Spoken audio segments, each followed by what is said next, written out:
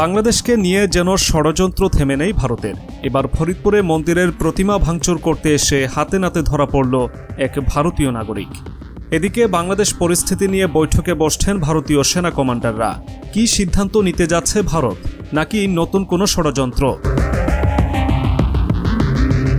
ফরিদপুরে হরিমন্দির ও কালী মন্দিরে নির্মিতব্য প্রতিমা ভাঙচুরের ঘটনায় সন্দেহভাজন হিসেবে একজনকে গ্রেপ্তার করেছে পুলিশ।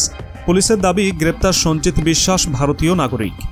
16 সেপ্টেম্বর বিকেলে পুলিশ সদর দপ্তরের এআইজি এনামুল হক সাগর এ তথ্য জানান।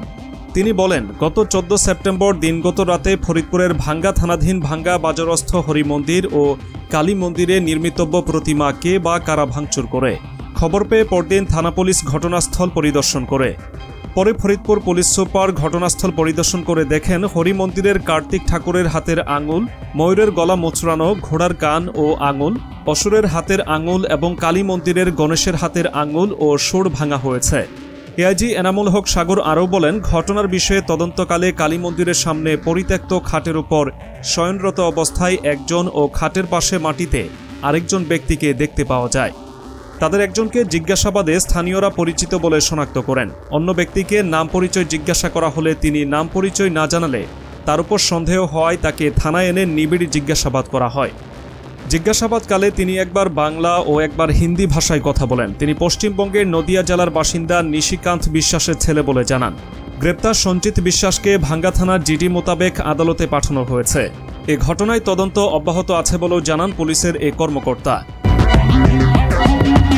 এদিকে ক্রমবর্ধমান আঞ্চলিক অস্থিতিশীলতার মধ্যে ভারত এবং এর আশেপাশের নিরাপত্তা পরিস্থিতি পর্যালোচনা করতে বৈঠকে বসছেন ভারতীয় নৌবাহিনীর শীর্ষ কমান্ডাররা। 17 সেপ্টেম্বর মঙ্গলবার থেকে এই বৈঠক শুরু হবে বলে জানা গেছে। 15 সেপ্টেম্বর রোববার ভারতীয় সংবাদ মাধ্যম এনডিটিভির এক প্রতিবেদনে বলা হয়েছে, বাংলাদেশে শাসন ব্যবস্থার পরিবর্তন এবং সেখানে চরম ও কট্টরপন্থী গোষ্ঠীর ক্রমবর্ধমান প্রভাব নতুন উদ্বেগ সৃষ্টি করেছে, যা বৈঠকে আলোচনার জন্য উঠে আসবে বলে ধারণা করা হচ্ছে। আরেকটি প্রধান উদ্বেগের বিষয় হল চীনের ক্রমবর্ধমান তৎপরতা এবং পাকিস্তানকে তাদের সামরিক সহায়তা। প্রতিরক্ষা কর্মকর্তাদের বরাত দিয়ে ভারতীয় বার্তা সংস্থা এএনআই জানিয়েছে, 17 সেপ্টেম্বর থেকে দিল্লির নতুন নৌ সদর দপ্তরে 4 দিনব্যাপী বৈঠকটি অনুষ্ঠিত হবে। চলতি বছরের এপ্রিলে অ্যাডমিরাল দীনেশকে ত্রিপাঠী নৌবাহিনীর প্রধান হিসেবে দায়িত্ব নেওয়ার পর এটিই হবে প্রথম সম্মেলন। সম্প্রতি ভারতের সশস্ত্র বাহিনীর কমান্ডারদের বাংলাদেশের বর্তমান পরিস্থিতি বিশ্লেষণ করতে এবং অপ্রত্যাশিত যে কোনো কিছু মোকাবেলার জন্য প্রস্তুত থাকতে আহ্বান জানান দেশটির প্রতিরক্ষামন্ত্রী রাজনাথ সিং। তার এমন আহ্বানের কয়েকদিনের মধ্যেই ভারতীয় নৌ কমান্ডারদের বৈঠকের ঘোষণা এলো। এনডিটিভি বলছে, নতুন থিয়েটার কমান্ড তৈরির বিষয়টিও সভায় আলোচনার জন্য উঠবে।